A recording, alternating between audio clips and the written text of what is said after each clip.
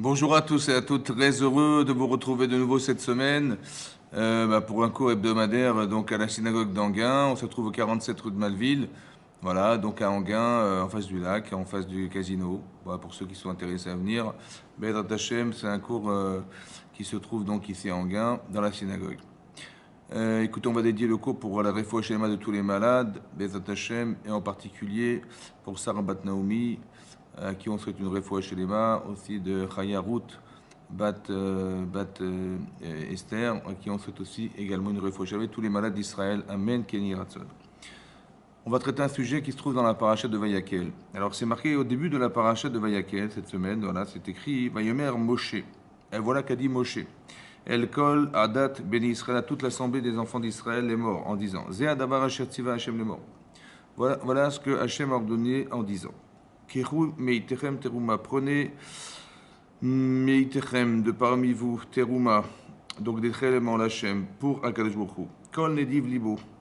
On va prélever de toutes les personnes qui sont capables de faire des dons du cœur. Et Yevia et Terumat Hashem, Zaav va Kesef Unchoshet. Donc vous apporterez ces prélèvements d'Hashem, Zaav, donc de l'or, de l'argent et du cuivre, Trelet Vargaman, donc de la laine, de couleur azur, Argaman de pourpre, Tolaat, écarlate, Shani Veshesh Veizim, donc de la soie, des Shesh Veizim, des poils de lin et de chèvre, Ve'orot Elim et Odamim, des peaux de Elim, des peaux de bouc, mais Odamim qui étaient de couleur rouge, Ve'orot Techachim et des peaux de Techachim, sont des animaux qui ont disparu, Ve'atzichitim et des bois de Shittim.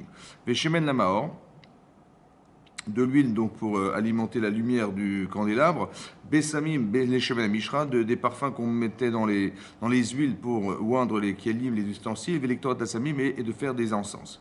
Ve'avni Shoam, Ve'avni Milouim. Ensuite, on nous dit à la fin des pierres de Shoam et des pierres de Milouim. La éphod de la Choshen qui devait servir au éphod.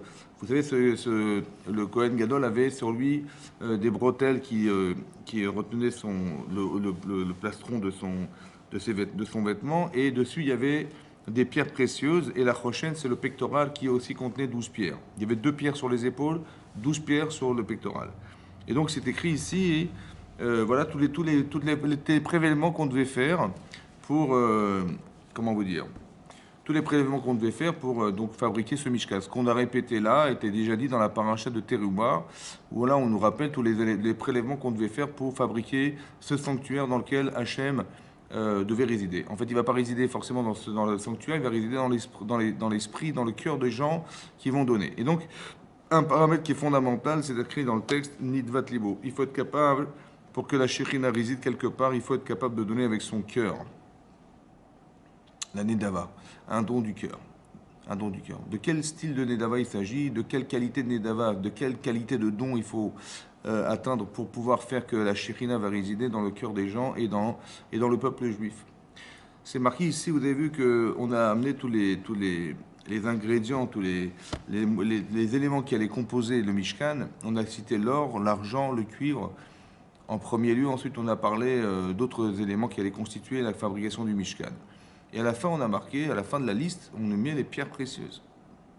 Maintenant, il faut savoir que la Gemara dans Kiddushin, elle dit là-bas clairement, vous voyez, c'est marqué que les Chachamim, un jour, manquaient de cette fameuse pierre précieuse qui devait alimenter, qui devait être greffée sur le pectoral ou bien sur le shoham, des shoham, des pierres sur les épaules. Et là-bas, la Gemara nous cite l'exemple de ces Chachamim qui justement voulaient racheter ces pierres.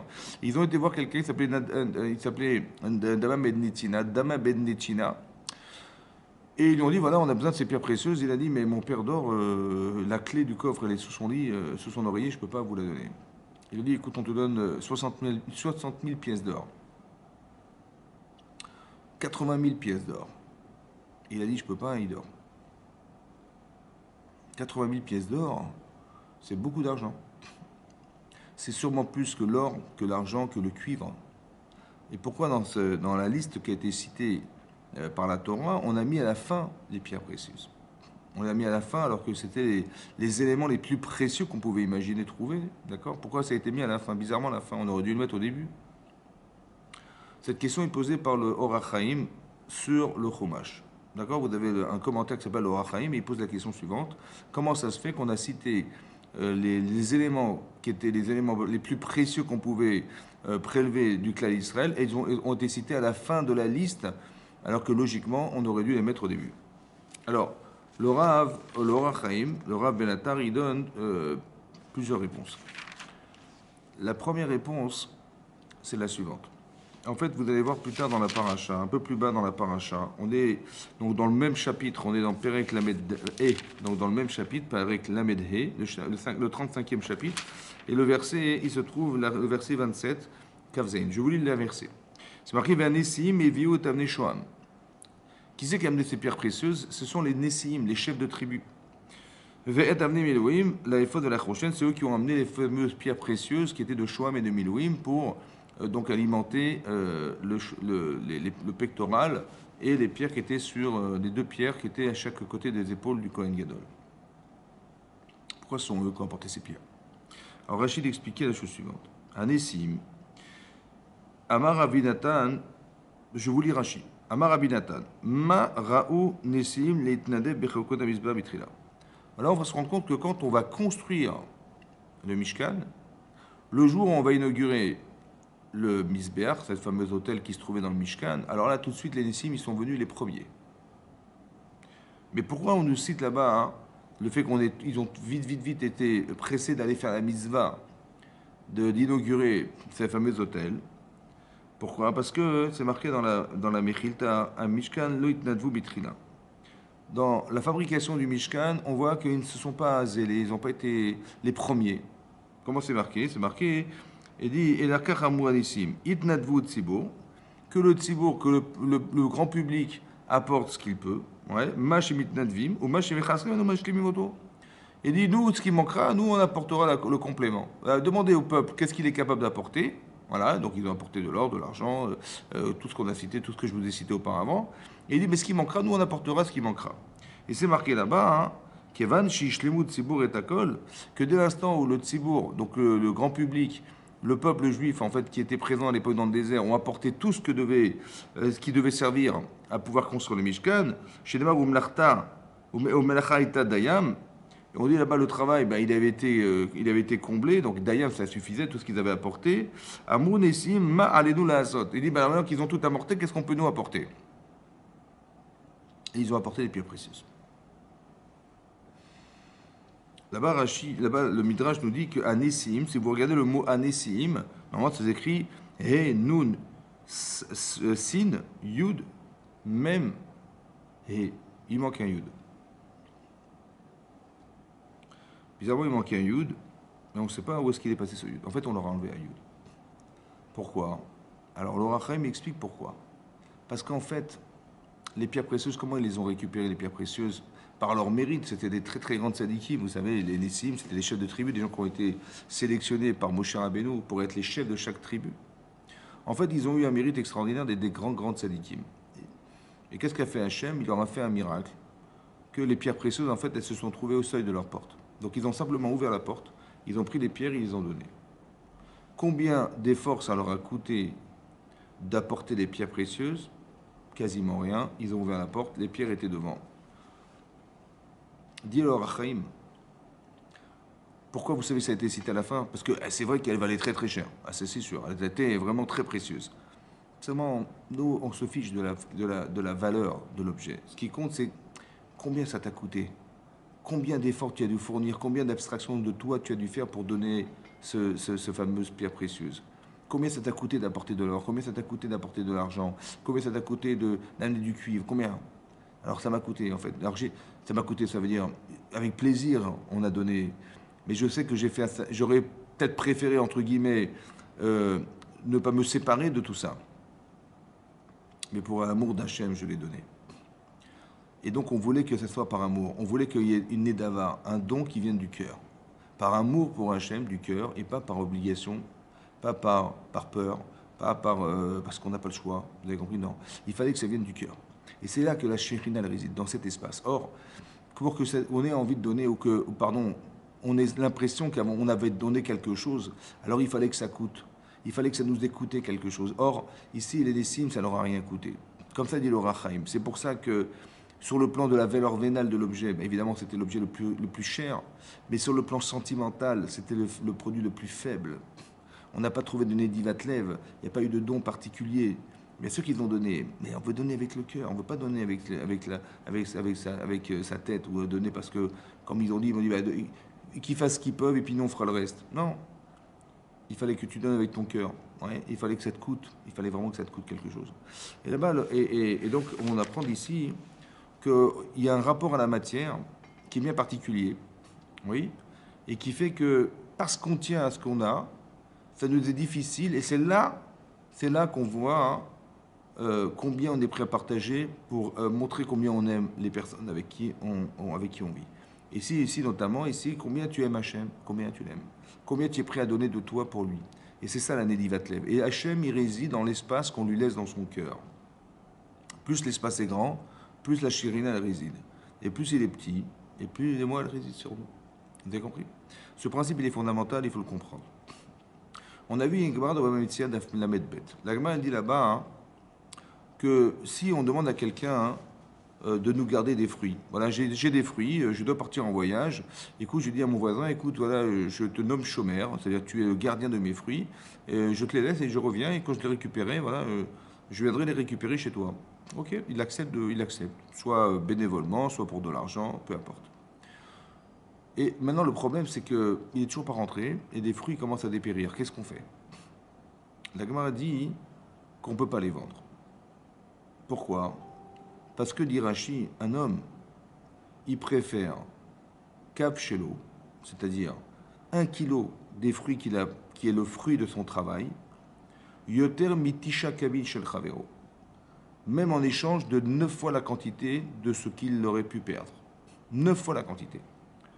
Mais après, c'est comme ça. Hein. Pourquoi il préfère, non, qu'on lui garde, plus que 9 fois la quantité qu'on aurait pu échanger à la place de ce qu'il aurait pu perdre, parce qu'une personne s'attache au produit de son travail. C'est-à-dire que quoi? C'est-à-dire que quand vous faites un effort, la satisfaction que vous avez du résultat de cet effort, il se cristallise dans l'objet. C'est difficile de s'en séparer. Tu dis, mais c'est pas grave. Je l'échange contre 2 fois plus. Non. 3 fois plus. Non. 4 fois plus. Non. 5 fois plus. Non plus. 9 fois plus. Non. Je préfère garder le résultat du produit. Pourquoi? Parce qu'il y a comme une empreinte, il y a comme un lien d'attachement avec l'objet. Vous savez qu'on se rend compte que quand on fait un effort, ouais, on s'attache à l'objet, on s'attache à la chose, on s'attache à la personne. Ici, l'exemple que je vous donne, c'est suivant. Non. Comment ça s'explique mécaniquement, de façon mécanique? En vérité, vous savez quoi? Hein, j'ai pas envie de faire des efforts. De nature, moins on en fait, mieux on se porte. C'est comme ça. Seulement, bon, c'est vrai, on va obtenir des choses sans faire d'efforts. Il y a des gens qui adorent, ils rêvent qu'une chose, c'est d'aller gagner les bons numéros du loto. On va gagner beaucoup d'argent, et puis ça nous avait rien coûté. Ça coûte 2 euros. Et puis les efforts, ben, il faut inscrire 7 numéros sur un tableau dans lequel vous mettez des cases. Il y a des cases, il faut mettre les bons chiffres. Bon, ben, si vous avez de la chance, ça tombe, super. Donc on peut devenir très très riche avec peu d'efforts. Bon, on a eu le résultat, c'est l'argent. Mais est-ce qu'on est fier? Est-ce qu'on est gratifié? Est-ce qu'on a cette complaisance? C'est-à-dire, est-ce que quelque part on ressent que finalement, voilà, on est satisfait du résultat de quelque chose? Non, en fait, la satisfaction, elle est nulle. C'est simplement le fait d'avoir de l'argent qui compte. On se rend compte ici que c'est pas tout à fait ça. Comme si qu'il y avait besoin d'une satisfaction personnelle, d'un résultat d'un effort, d'un travail. Et on s'attache à la chose. Combien ça t'a coûté? Quand vous voyez des gens, des familles qui ont de l'argent, bah, au Hachem, et puis ben, leur enfant, ils ont besoin de quelque chose, bah, tiens, 100 euros va t'acheter une paire de baskets, 200 euros ben, va te faire un petit voyage, 300 euros va faire un jeu, je sais pas. Là. Et on se rend compte qu'en fait, l'argent n'a pas de valeur. Et le problème, c'est qu'on ne se rend pas compte, peut-être, mais puisqu'on en a, ben, c'est pas grave, au contraire qu'il en profite, mais on ne se rend pas compte que sur le plan éducatif, il y a un souci en vérité, c'est que on a l'impression que ça n'a rien coûté. On a l'impression que l'argent, ça va, ça vient. Alors que quelqu'un qui n'a pas d'argent, quelqu'un qui est un étudiant, il n'a pas de quoi payer sa nourriture, il n'a pas forcément de quoi payer son petit loyer, il vit dans un studio de façon précaire, et ben, il fait des petits boulots, hein, il fait des petits boulots pour payer ses études, mais lui, chaque euro, c'est 1 euro, vous comprenez? Quand il va faire la plonge dans un restaurant, lorsqu'il va faire, il va faire serveur dans un restaurant, il va dormir des fois à 2-3 heures du matin pour gagner ses 400 euros par mois et qui vont lui permettre de payer son petit loyer, son petit studio. Je vais vous dire que là, l'argent, il a une valeur. Et quand on me demande, bah tiens, tu peux me prêter 10 euros, pour lui, 10 euros, c'est énorme. Parce que la valeur des choses, la valeur de l'argent, on voit que quand on s'investit, c'est un autre parfum. L'argent a une autre odeur. Vous avez compris? C'est pas la même chose que si quelqu'un il en a et puis il éparpille comme ça un peu à droite à gauche sans se rendre compte de la valeur des choses. Il faut faire attention parce que nos enfants, il faut qu'ils aient compris un jour que ça vaut quelque chose. On a travaillé pour l'avoir. Ça a coûté, vous avez compris, ça nous a coûté des efforts, du temps, de la patience, des études. Et le produit de tout ça, le résultat de ça, c'est ce que je gagne. Il faut que les enfants aient cette notion de la valeur des choses. C'est ça l'équilibre. Il faut que ça soit comme ça. En tout cas, je vois d'ici, a priori, que on s'attache au résultat d'un travail. Ce principe, en fait, il est marqué dans la Torah. Il y a une mitzvah particulière, vous savez, qui s'appelle la mitzvah des Bikurim. C'est quoi la mitzvah des Bikurim? Ben, c'est simple, c'est quand on est arrivé en Israël, on a labouré la terre d'Israël, on a cultivé la terre d'Israël, on a récolté le fruit du travail de tout ce qu'on avait pu labourer et récolter. Et il y a une mitzvah particulière. Il fallait qu'on apporte des bikurim, ça veut dire les prémices de nos récoltes. On doit les amener au Beth Amikdash. La mesure, il n'y a pas de mesure dans la Torah, donc on devait apporter des fruits, des Eretz Israël, au Kohen. Ensuite, on les mettait dans un panier, et ça, c'est marqué dans la paracha de Kitavo. Et là-bas, c'est écrit deux choses. Un, il fallait apporter des fruits au Kohen, il fallait lire un texte. Et à part ça, la seule mitzvah dans la Torah où on nous demande de nous prosterner, carrément, c'est cette mitzvah de Bikurim. La mitzvah d'apporter les prémices de nos récoltes à Akadosh Baruch Hu, des fruits de la terre d'Israël à Akadosh Baruch Hu. Pourquoi il fallait se prosterner? Pourquoi les prémices? Et là-bas, on dit un texte connu, qu'on dit dans la Haggadah de Pessah, on dit Arami Oved Avi. Arami Oved Avi. Arami, c'est araméen. De qui il s'agit? Il s'agit de Lavan. Oved Avi. Il voulait perdre mon père, faire disparaître mon père. Mon père, c'est Yaakov Avinu. Quand Yaakov Avinu a dû quitter son beau-père, qui était Lavan, il s'est sauvé carrément. Il a pris ses femmes, ses enfants, il est parti. Son beau-père, quand il a su ça, il était le pourchassé. Mais qu'est-ce qu'il voulait faire? Oved Avi. Il voulait en fait exterminer cette famille, qui était sa propre famille, c'est-à-dire son gendre, ses filles et ses petits-enfants. Et Hachem lui vient en rêve et il lui dit, ne lui parle pas, Al tedaber mitov adra, ne lui parle pas ni en bien ni en mal. Ça veut dire que attention à ce que tu vas faire. Et donc Lavan va arriver, il va pourchasser son gendre, il va le rattraper, et il va lui dire, tu sais quoi, si c'était pas ton Dieu qui m'avait dit de te faire du bien ou du mal, sous-entendu, je t'aurais tué.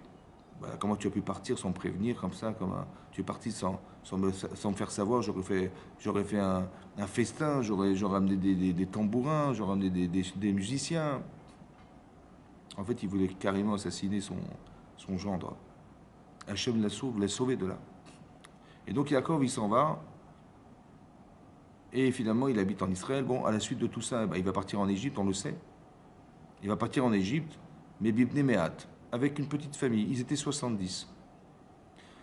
Et cette famille de Yaakov Avinu, de 70 membres, elle va se multiplier. On va voir des Hébreux partout, on les voit partout. Va Timalé Aretzotam, la terre d'Égypte était remplie d'Hébreux. Et tout à coup, Paro, il a peur. La Torah nous dit que Paro, il a peur, et qu'est-ce qu'il décide de faire? Il décide d'exterminer ce peuple, cette famille, ce peuple en fait. Parce qu'ils prennent trop de place, ils sont partout, et ils risquent quoi? De nous envahir, et plus encore, de s'associer à nos ennemis, de nous faire la guerre. Comme ça, il a pensé, ce scénario incroyable, il a pensé, Paro, qu'on allait carrément l'envahir, et à part ça, le sortir de ce pays, quoi. Faire la guerre. Qu'est-ce qu'il a décidé? Il a de nous exterminer par des travaux forcés. Donc il a créé comment dire, des chantiers carrément des camps de travail, quoi. Ouais, qui allaient nous amener à ce que psychologiquement autant que physiquement, on aurait pu être carrément détruit, éliminé. Psychiquement, parce que il a demandé aux hommes de faire des travails des femmes, et des femmes de faire des travails d'hommes, de virilité d'hommes. C'est-à-dire que c'était accablant pour les femmes et déstabilisant pour les hommes. Il a essayé de nous détruire, en fait. Et il a essayé, et plus il s'accablait sur nous, et plus on se multipliait. Il devenait fou. Et donc, qu'est-ce qu'il a décidé de faire? Il dit, bon, j'ai pas réussi à les exterminer par le travail, alors je vais les exterminer autrement. Je vais carrément les tuer à la naissance. Et donc, il a demandé à 2 sages-femmes de tuer les garçons qui allaient naître. Et puis, ça marche pas. Rien ne se passe. Tout à coup, Moshe arrive. D'accord? Au bout de quelques dizaines d'années, Moshe arrive. Et il décide de libérer les Israël. Hachem lui dit, tu vas parler à Pharaon et tu vas libérer Israël. Évidemment, Pharaon va se refuser. Et donc, il va y avoir les plaies d'Égypte. Après les plaies d'Égypte, voilà, on sort d'Égypte. On arrive devant la mer Rouge. On est bloqué entre la mer, le désert et les Égyptiens qui arrivent. Et là, on prie vers Hachem, on crie vers Hachem. Hachem ouvre la mer Rouge et on traverse la mer Rouge. Et on voit que Hachem nous sauve la vie parce qu'il va ensevelir tous les Égyptiens qui nous pourchassaient. Et on a fait la Shira. Ensuite, on a reçu la Torah. Ensuite, on est passé par le désert. On nous a dit, vous savez quoi, on va passer par le désert. Combien de temps? Finalement, ça a duré 40 ans. Et donc, avec tout ce qui s'est passé, cette génération a disparu. Et la génération qui est rentrée en Israël, elle est rentrée en Israël. Et c'est là qu'on a apporté les Bikurim. Tout ça pour vous dire quoi? Que vous avez vu ce petit yo-yo là dont je vous ai parlé. En fait, on a construit une petite famille de Yaakov Avinu. Et donc, ce petit membre de famille, il a failli être détruit par Lavan. D'accord? Donc, on est monté, on a voulu nous détruire, on est descendu. Et quand on est descendu, Hachem nous a sauvés et on est remonté. On est arrivé en Égypte, on s'est multiplié, on est monté, jusqu'à ce que Paro il a décidé de nous faire descendre, de nous exterminer. Et grâce à Dieu, on est sorti de là-bas. On était des esclaves, on est sorti d'esclavage. Et on est monté. On est monté dans le désert, mais dans le désert, on a failli tous mourir, mais il y a eu la manne. Et donc, nous a sauvés. La manne, le puits de Myriam, les Arna Kavod, les colonnes de nuée qui nous protégeaient des animaux sauvages et de toutes les dangers du désert. Et finalement, regardez, vous savez ce qui s'est passé? On est monté, on est redescendu, on est remonté, on est redescendu, et tout ça grâce à Dieu. Et après, on rentre en Israël. Pourquoi tout ça? Parce que quand on travaille dans la vie, vous savez, on pense souvent que le résultat de ce qu'on a fait, c'est nous, vous comprenez. C'est ma force. Attendez, c'est quand même moi qui ai fait les études, c'est quand même moi qui ai trouvé l'idée, j'ai trouvé un produit à vendre, c'est moi qui ai pensé où acheter, j'ai été voir les banques, j'ai eu les investissements, je me suis entouré d'une équipe, etc. On a été voir les entreprises qui ont fabriqué ces produits, on a fait la publicité, on a fait le graphisme, on a fait tout ça. Donc si maintenant le produit se vend et que ça se vend bien, qu'est-ce qu'il a fait Hachem dans tout ça, franchement? À part le fait qu'il ait permis à des gens de voir la pub et que les gens ils ont dit tiens, ce produit m'intéresse, ils nous ont téléphoné, on a vendu. Voilà ce qu'on a. Dieu il a juste fait entre nous que les gens ils ont vu la pub. Mais après évidemment que le produit il est extraordinaire, mais évidemment que ça s'est vendu. Qu'est-ce que vous croyez? On a bien arrangé les choses, ne vous inquiétez pas. Tout était ficelé, tout était arrangé. Donc c'est normal que ça marche. C'est normal que ça s'est vendu. C'est normal qu'on est devenu très riche, c'est normal. Ce qui est bizarre, c'est que c'est marqué la Parnassa, la subsistance, elle a été calculée à Rosh Hashanah. Alors je comprends plus rien. C'est Hachem, c'est nous, on ne sait plus. En fait, vous allez vous rendre compte que c'était Hachem. C'était lui, en fait. Le danger, c'est de dire, mais c'est moi. Alors, il nous est arrivé tout ça pour que lorsqu'on arrive à pouvoir produire dans sa vie des fruits en Israël, alors la moindre des choses, c'est la reconnaissance. Et la soumission au fait qu'on se dise, mais tout ça, ça vient qu'Hachem. C'est pour ça qu'il y a une mitzvah de se prosterner, en particulier la première fois qu'on apporte les fruits de notre labeur. Pour dire, je ne suis pas dupe. Je sais que c'est pas moi. Je sais que c'est un Kadosh Baruch Hu. C'est difficile, parce qu'entre ce que je sais de ce que je fais, il y a un palier quand même. Parce que je sais, bon d'accord, c'est vrai, je sais, mais ça reste virtuel. Alors que là, je vois ce que je fais. Je vois que l'argent, c'est moi qui l'ai fait rentrer dans le compte, c'est moi, tout ça, c'est moi. En fait, c'est pas toi. En fait, c'est tout ça. Tu as fait les efforts, c'est sûr.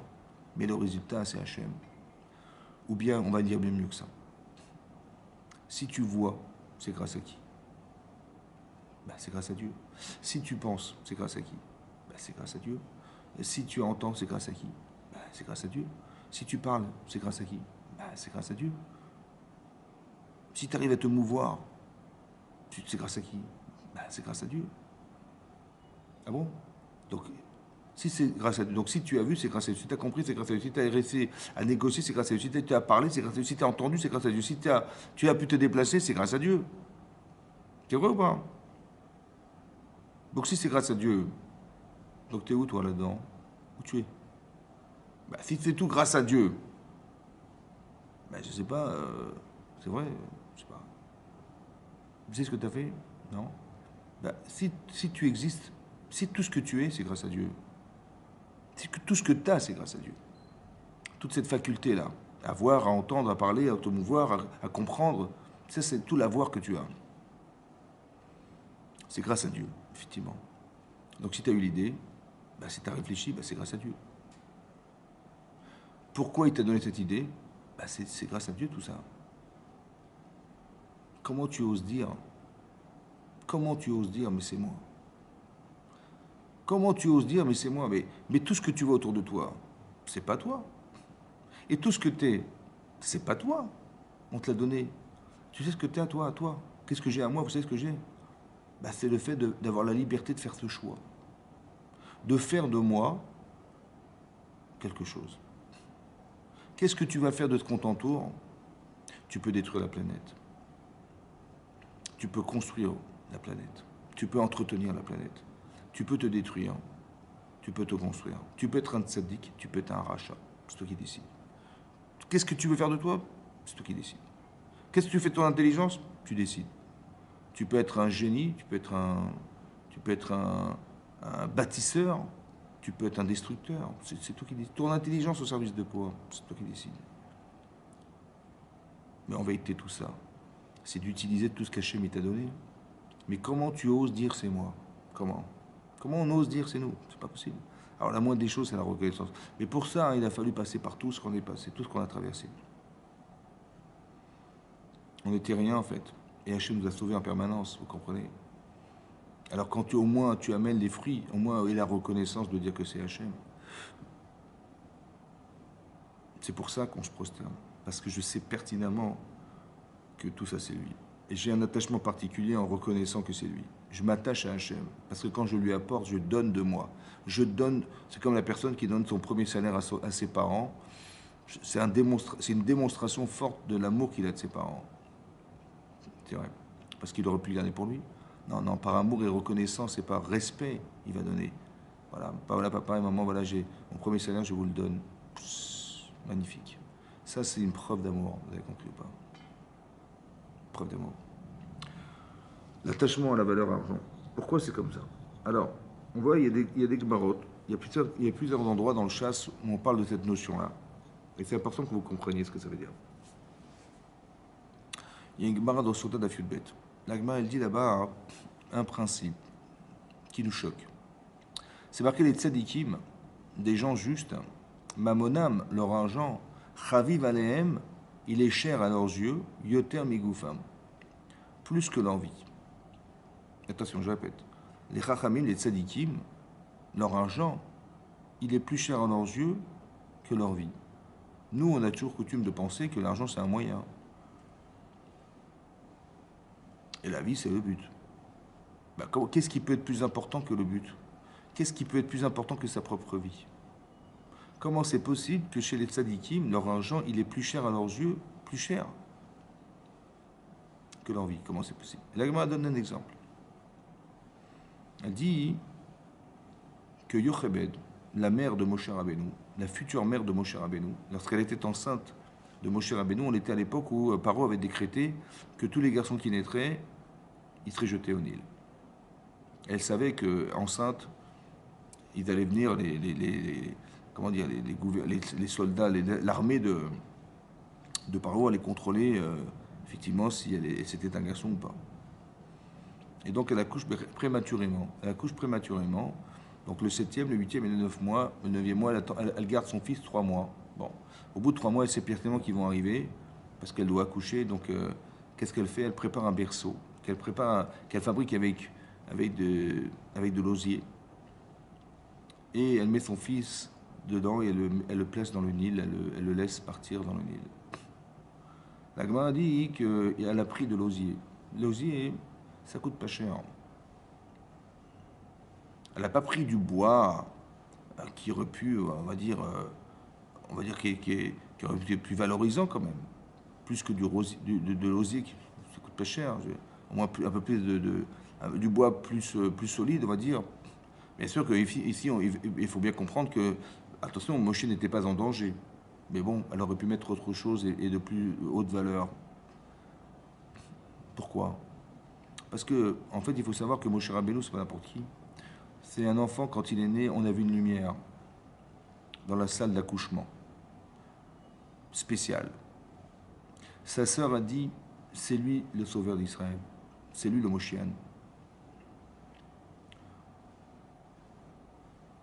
Et c'est son enfant quand même. Il y a un attachement particulier avec son enfant quand même. On va faire un raisonnement a fortiori. Yochebed, c'est une femme spéciale. C'était une sage-femme en fait. Et cette sage-femme, un jour, elle a eu un rendez-vous avec Pharaon, qui lui a demandé d'une chose effroyable. Il lui a dit, tu vois, les enfants qui naîtront, si c'est un garçon, vous le tuerez. Et si c'est une fille, vous la laisserez vivre. Déjà pour une femme, de faire une chose pareille, de tuer un enfant, c'est quasiment impossible. En plus, une sage-femme qui a pour vocation de donner la vie à des enfants, a fortiori que c'est difficile. Elle a risqué sa vie. Yochebed, elle a risqué sa vie pour faire vivre les autres enfants qui n'étaient pas les siens.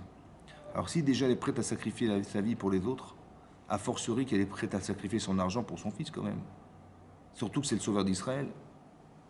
Et on voit qu'elle n'a pas mis plus d'argent que ça. Et de là, on tire un principe que Mamonam, l'argent des tzadikim, il est plus cher à leurs yeux que leur vie. Pourquoi? Parce que l'opashtou yedem begezel. Parce qu'ils n'ont pas volé cet argent.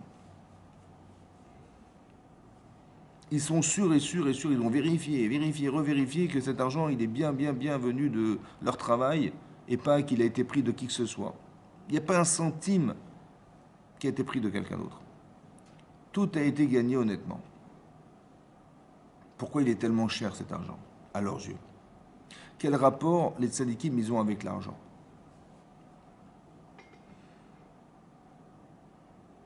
Le Rav Shach, il a dit une fois comme ça. Imaginez-vous, vous avez fait des fouilles, voilà, et vous avez creusé, et puis tout à coup, vous êtes tombé sur un livre. Bon, bizarre. Vous avez dépoussiéré ce livre. Et vous avez vu marqué, inscrit sur la page de couverture, que c'était le Sidour, le livre de prière de Adam Arishon, du premier homme de la création du monde. Bravo. Vous avez fait des fouilles et vous avez trouvé ce livre. Un exemplaire du livre de prière de Adam Arishon, du premier homme de la création du monde. Et maintenant, il y a quelqu'un qui a ouvert un musée et il vient vous voir, il dit bonjour monsieur, bonjour madame, écoutez, vous avez trouvé le livre, vraiment le Sidour, oui, il a marqué son nom, voilà, il a été authentifié, être le premier livre de Adam Arishon dans lequel il a prié, c'est celui-là. Bon, écoutez, on a ouvert un musée de judaïsme aux États-Unis, on est prêt à mettre le prix. Combien vous le vendez? Pardon? Combien vous le vendez, le Sidour de Adam Arishon? Écoutez, je suis désolé, il n'a pas de prix. Mais j'insiste lourdement, non, mais je vais vous donner beaucoup d'argent. N'insistez pas, il n'est pas à vendre. Mais beaucoup d'argent, des milliards. On ne vend pas, il n'est pas à vendre. Non, je le garde précieusement dans un coffre. Alors le Rav, il a dit comme ça.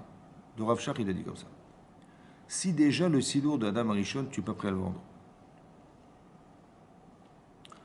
alors l'argent que tu reçois à la fin du mois, et que tu as les Emouna chez les mains, qui vient d'Akadosh Baruch Hu, il vient d'Hachem, il vient pas d'Adam Arishon celui-là, il vient d'Hachem. Comment tu vas t'en séparer? Le fruit de ton travail, comment tu vas t'en séparer? Vous avez compris ou pas? On s'attache. Autant qu'on sait d'où ça vient, c'est très dur de s'en séparer. Si déjà tu as du mal à vendre le livre que tu as trouvé, ça t'a rien coûté, mais il appartient à Adam Arishon, et celui-là, il t'appartient dorénavant, tu as du mal à t'en séparer, alors comment tu vas te séparer de l'argent qu'on te donne? Chaviv va l'éther migoufam, plus que l'envie. C'est ça qui est marqué là-bas. Pourquoi? Parce qu'ils ont œuvré pour l'avoir. Ça a été dur. Et à part ça, ça vient d'Hachem. Je suis sûr que c'est lui parce que je ne l'ai pas volé. Donc c'est lui qui m'a envoyé. Comment je vais me séparer de ce chèque? Comment je vais me séparer de cette somme d'argent que j'ai reçue d'Hachem? Pourquoi c'est important que vous compreniez ça? Parce que vous comprenez que quand vous donnez maintenant de cet argent, c'est comme si vous me demandiez de donner une page du Siddur de Adam Arishon. Mais à qui je veux donner ça? À personne. Et si je donne, combien je dois aimer la personne pour avoir été capable de lui donner cet argent? Vous avez compris ce que je veux dire? Il y a un rapport à l'argent qui est très particulier parce que les tzadikim, ils ont la véritable confiance et la émouna, la croyance que cet argent, il vient d'Hachem. Pas comme nous, on dit oui, oui, il vient d'Hachem, et ça reste dans une caisse dans la mémoire, comme ça, vous savez. Non, non, non, eux, ils sont sûrs, ils ont des certitudes. C'est difficile, très difficile pour eux. Mais quand ils donnent vraiment, ils donnent avec le cœur. Nedi Vatlev. Il y a une Gemara dans Babussia d'Afpezaïn.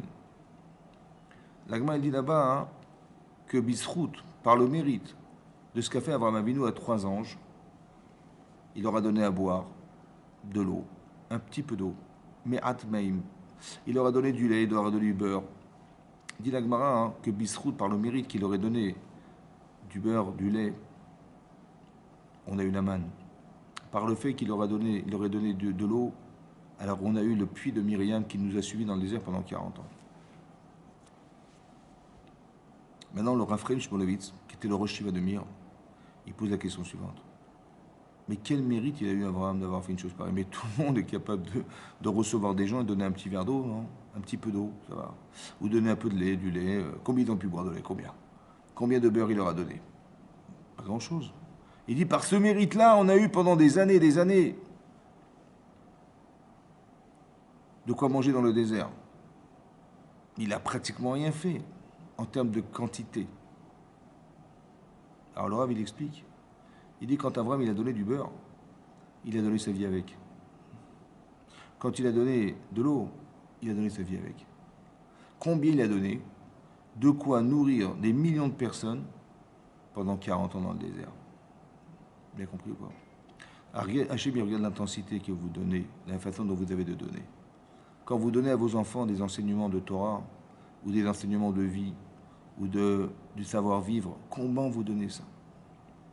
Et plus vous donnez avec amour, et plus ça dure. Pourquoi? Parce que vous faites abstraction de vos intérêts personnels, et vous donnez à vos enfants un peu d'âme de ce qui vous accompagne dans ce que vous donnez. Vous avez compris ce que je veux dire? Et ça, c'est éternel, ça.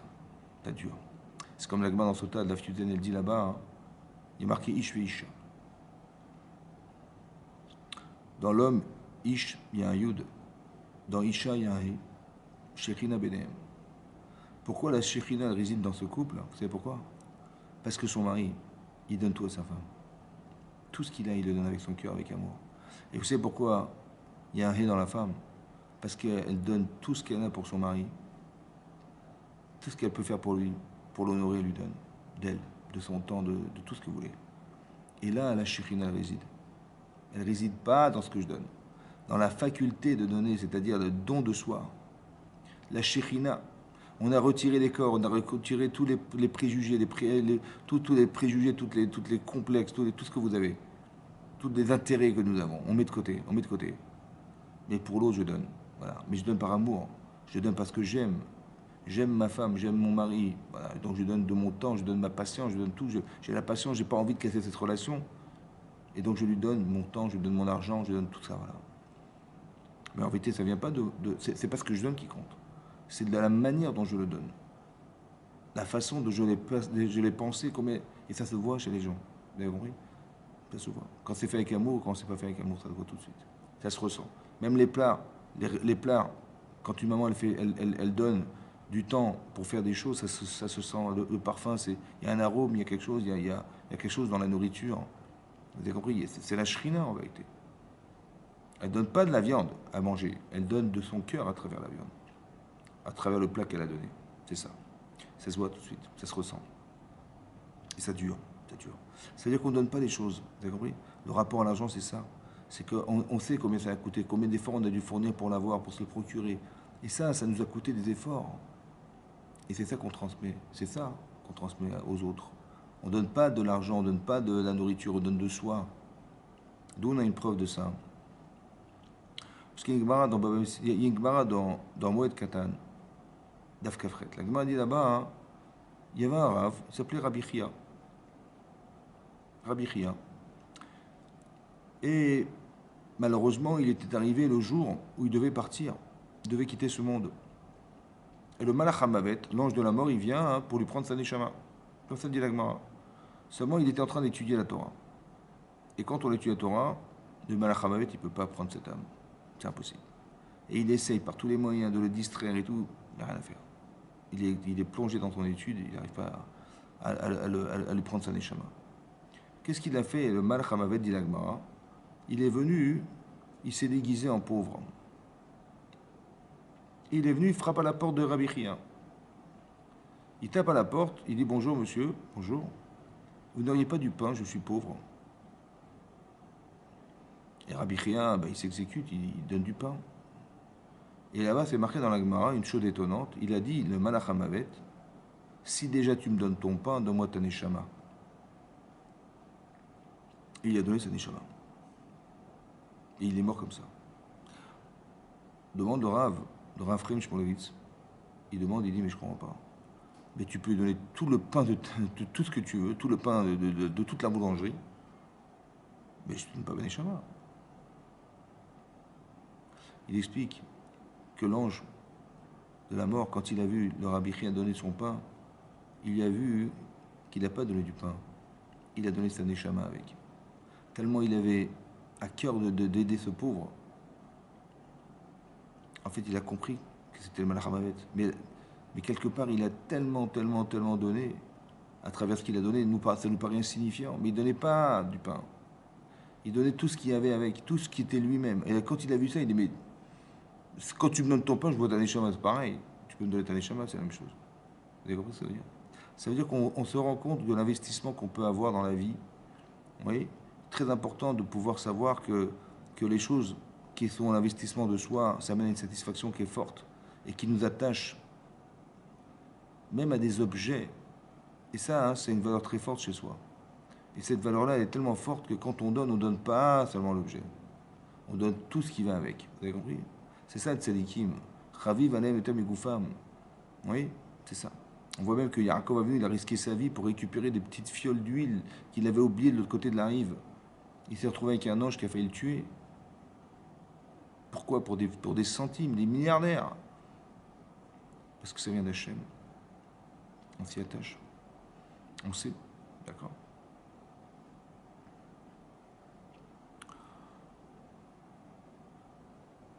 La Gemara dans Megillah Davav, elle dit là-bas à Moudbet, elle dit Yagarta ou Matsata, si tu as fait des efforts dans l'étude de la Torah, t'amin. Alors tu peux croire que la résultante de ta réflexion, elle vient d'Hachem. Si tu dis j'ai trouvé mais sans faire d'efforts, Altamin.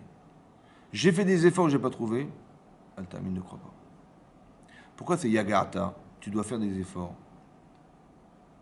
Parce que c'est quand tu fais un effort qu'Hachem il peut t'aider. À la proportionnelle des efforts que tu fais pour essayer de réfléchir et de trouver des solutions. Yagarta, tu as fait un effort, alors t'amin. Tu auras le résultat, tu trouveras. Pourquoi c'est marqué tu trouveras et pas tu comprendras? Parce que le résultat des efforts qu'on fait intellectuels, c'est comme une trouvaille. Tu sais, tout à coup, on a trouvé quelque chose dans la rue, c'est une trouvaille. En fait, c'est pas le résultat d'un travail personnel, un effort. Il faut passer par l'effort, c'est vrai. Mais le résultat n'est pas le résultat d'un effort. C'est Akadosh Baruch Hu qui trouve et qui nous fait trouver. Quand vous avez une idée, tu dis ah, j'ai réfléchi, bien réfléchi, j'ai trouvé une solution. On croit que c'est nous en fait. C'est faux. C'est Hachem. Hachem. Tu as juste fait l'effort. C'est bien. Mais le résultat, c'est pas toi. Là, le résultat de la Torah, ça ne peut pas être toi parce que la Torah est infinie. Comment tu peux croire que dans l'infini, tu as trouvé la solution? C'est Hachem dans l'infini qui t'a permis de trouver la solution. Il t'a proposé, c'est une trouvaille. On est ma'amine dans ça. Il faut croire en ça. Mais c'est Hachem. Tu peux dire, ah, j'ai compris. Non, on m'a fait comprendre. Atach ronen la dame da'at. C'est toi qui donnes la connaissance. C'est personne d'autre. Il faut être ma'amine dans ça. Pour dire quoi? Pour dire que les Nissim, les chefs de tribu, lorsque ils ont apporté les pierres précieuses, en fait, ils n'ont pas fait d'effort. Ça leur a rien coûté. Bien que ça coûtait très très cher. Mais je ne regarde pas ce que tu m'apportes. Je vois la façon dont tu me l'apportes. Si ça ne te coûte rien, ça ne peut pas faire résider la chérina quelque part, ça. Non. Par contre, si tu as fait un effort, tu t'es, entre guillemets, sacrifié pour... Alors là, ouais, là, je vois que tu as fait un effort, tu donnes ton âme, pas ton corps, tu donnes ton âme. Là, c'est différent. Là, j'accepte. Hachem dit, là, je suis avec toi. On est en contact tous les deux. Vous savez, le Kotel Amaravi, le mur occidental qui se trouve à Yerushalayim, il a plus que 2000 ans, ce mur. Pourtant, il n'y a pas de ciment. C'est des pierres, une sur l'autre. Il mesure, je ne sais pas, peut-être 15-20 mètres. Mais en vérité, de longueur et de hauteur, il est beaucoup plus haut que ça. Seulement, il a été enseveli. La seule partie qui est saillante et qu'on voit, c'est celui-là. Pourquoi ce mur, il ne tombe pas? Comment ça se fait qu'il ne tombe pas? La terre tourne, et vous savez, les pierres, elles bougent, et il aurait dû s'écrouler depuis longtemps. Comment ça se fait qu'il n'est pas tombé, ce mur? Les Chachamim d'expliquer que c'est la Shekhinah qui est présente sur ce mur et qui le maintient debout. Pourquoi la Shekhinah? Parce qu'il faut savoir que ce mur, cette partie de mur, elle a été construite par les pauvres. C'est-à-dire quoi? C'est-à-dire qu'on a demandé de l'argent à des gens pour fabriquer ce mur. Qui c'est qui a donné cette partie de mur? Ce mur, il mesure 495 mètres. 495 mètres. Et c'est le seul partie de mur qui est resté debout, c'est cette partie-là. Pourquoi? Cette partie qui a été fabriquée à partir de l'argent des pauvres. Parce que ce sont des gens qui ont donné tout leur cœur pour le construire. Ils ont donné tous les moyens qu'ils avaient. Nidvat libo. Et c'est ça qui fait que la chérina, elle réside. Pas dans la pierre, elle réside dans l'espace qu'on lui a donné pour que ça puisse exister. Bien compris? Pour Hachem, c'est plus important que tout ça. Comment tu donnes? Comment tu donnes de ton temps? Quand tu viens, pourquoi tu viens? Parce que tu es habitué, parce qu'il faut bien prier, parce que tu as peur qu'on te réprimande quoi que ce soit. Non, parce que j'aime Hachem. Et je veux le retrouver, voilà. Tu aimes tes parents? Tu aimes tes parents? Ouais, pourquoi? Parce que je leur dois tout. Mais si tes parents, tu leur dois le fait d'avoir eu l'idée un jour de te donner naissance, mais qu'est-ce que tu dois à Hachem alors? Qu'est-ce qu'on doit à Hachem? C'est énorme.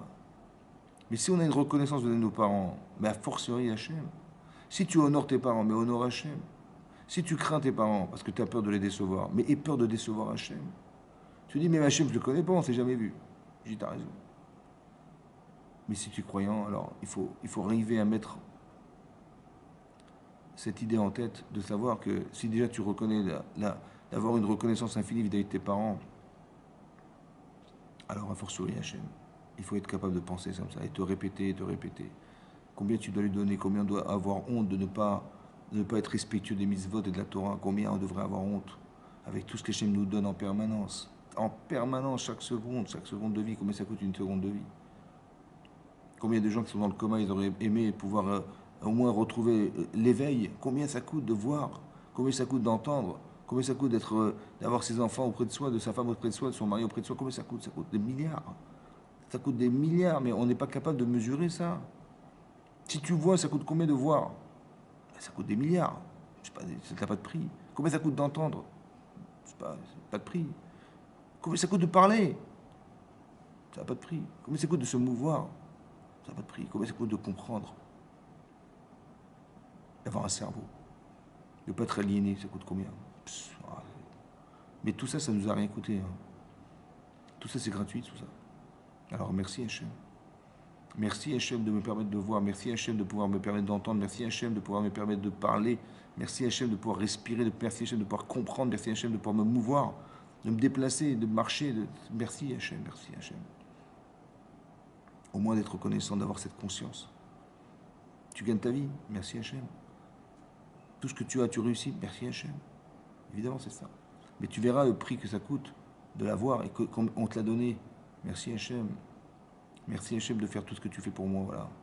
Et tout ça, c'est important qu'il y ait ce réflexe, cette conscience de la valeur des choses. Et quand tu donnes avec ton cœur. Voilà, c'est pas pareil. Les Nessim, ils ont tardé. On leur a enlevé un Yud. Parce qu'il avait manqué quelque chose. Il avait manqué de mesurer combien valait la chose qu'on avait donnée à Hachem. Combien ça mesure. Ça, c'est une explication. La deuxième explication que donne le Rachaim, c'est qu'ils ont dit, bon, écoutez, qu'ils donnent ce qu'ils peuvent et nous, on donnera le reste. En fait, ils ont tardé à donner. Ils n'ont pas donné, ils n'ont pas été zélés de faire. Ils n'ont pas été impatients de faire.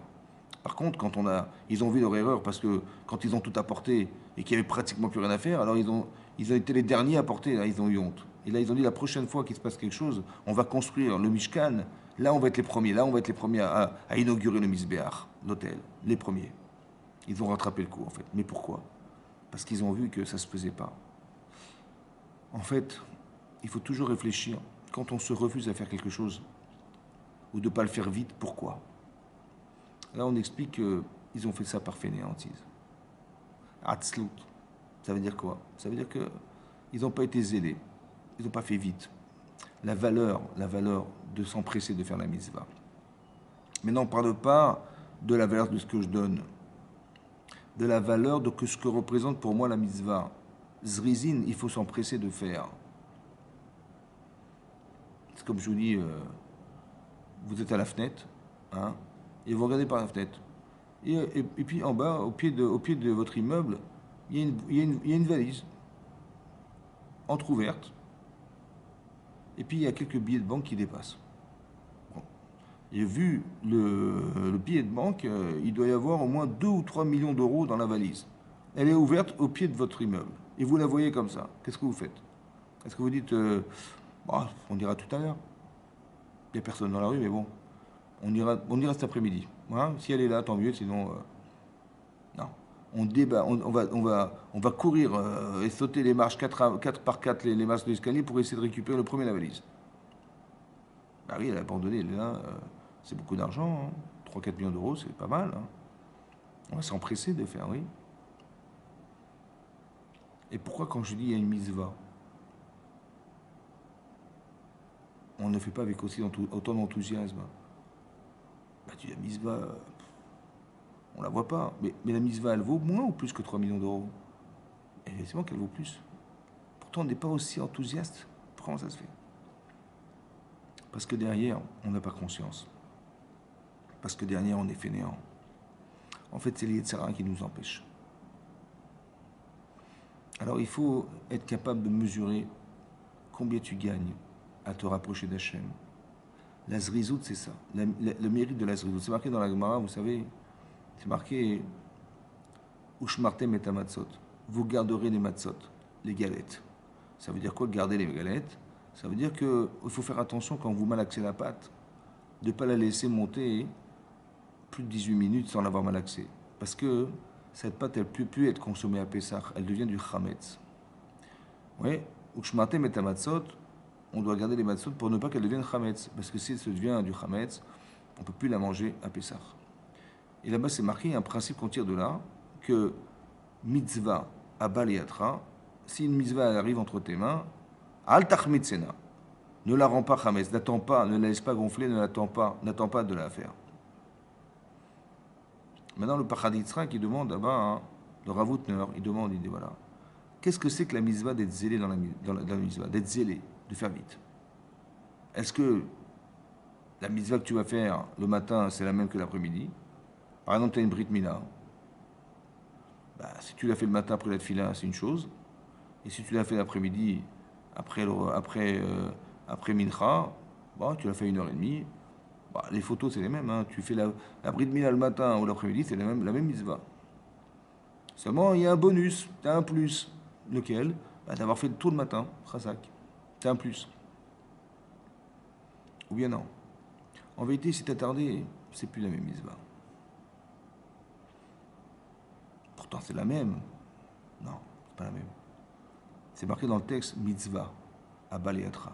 Une mitzvah. En fait, matzah, mitzvah matzah, qui vient entre tes mains, alter mitzena, la rend pas chametz. Vous voyez qu'une déformation de la mitzvah par le fait d'attendre. Mais où est la déformation? La déformation, elle n'est pas dans ce que tu vas faire. Mais comment tu vas la faire? Si tu tardes, c'est que tu as laissé le chametz grossir dans ta tête et te dire, les tsars, ils te disent, mais c'est pas grave, on fera cet après-midi, pas pressé. Le temps que les gens arrivent et tout ça, après on va te casser la tête et tout. Mais la mitzvah, elle est tellement pas importante que tu la repousses à plus tard. La valise qui est en bas de ton immeuble, tu vas franchement tarder à descendre pour la récupérer, franchement. Mais elle a tellement peu de valeur, la mitzvah, pour que tu tardes à la faire. C'est que le chametz, il a gonflé. C'est que le Yitzhara, il t'a trouvé des arguments qui t'ont empêché de l'accomplir, on est d'accord. Alors, la mitzvah, hein, ne l'attends pas, ne fais pas attendre. Parce que la déformation n'est pas dans ce que tu vas faire, mais dans ce que tu as pensé faire. Pourquoi t'as tardé à faire? Ça déforme. C'est pour ça que comme ils ont tardé à apporter des pierres précieuses, alors on dit ça, ça rentre pas dans le Mishkan, ça. Ou si ça rentre à la fin. La valeur de la mitzvah. Comment tu t'investis dans la mitzvah? C'est-à-dire quelle valeur tu vas donner et avec combien de cœur tu mets dans ce que tu donnes. Et aussi la considération que tu as de la mitzvah. Si tu tardes à la faire, c'est qu'elle n'a pas autant de valeur qu'on aurait imaginé à tes yeux. Alors il faut être plus zélé, plus engagé, plus averti. Voilà. C'est ça qu'Hachem il veut. Que dans ta réflexion, dans ta façon d'agir, on puisse retrouver quelque part le désir de la mitzvah. Le désir de faire. Voilà. Et ça se voit chez les gens. Tout de suite, vous faites appel à oui, oui, oui, je suis là, je suis là. Et quand tu dis, bah, finalement, j'ai pas besoin de toi, il dit, comment ça, besoin? Mais je suis là, j'aurais voulu faire. Quand tu dis, ah, vous n'avez pas besoin de moi, ça, c'est bon. La prochaine fois, d'accord, la prochaine fois. Vous avez compris? Il y a des gens qui vont vous dire, ouais, ah, d'accord, t'as pas besoin, t'es sûr, hein? Ouais, bon, bah, la prochaine fois, hein, d'accord. Ça te gêne? Non, ça va. Alors que l'autre dit, mais non, mais je veux absolument, il insiste pour que tu lui demandes tu lui demandes ce service, que il veut faire t'aider, il veut t'aider. Et ça dépend de ça, l'intensité, combien tu mets d'intensité dedans. Voilà, Khazak, messieurs, dames, en tout cas, merci beaucoup de m'avoir suivi. J'espère que ce cours vous apportera des idées, voilà, de comment on pratique les mitzvot, Béat Hashem. Merci beaucoup à tous et à très bientôt. Chez vous, au revoir.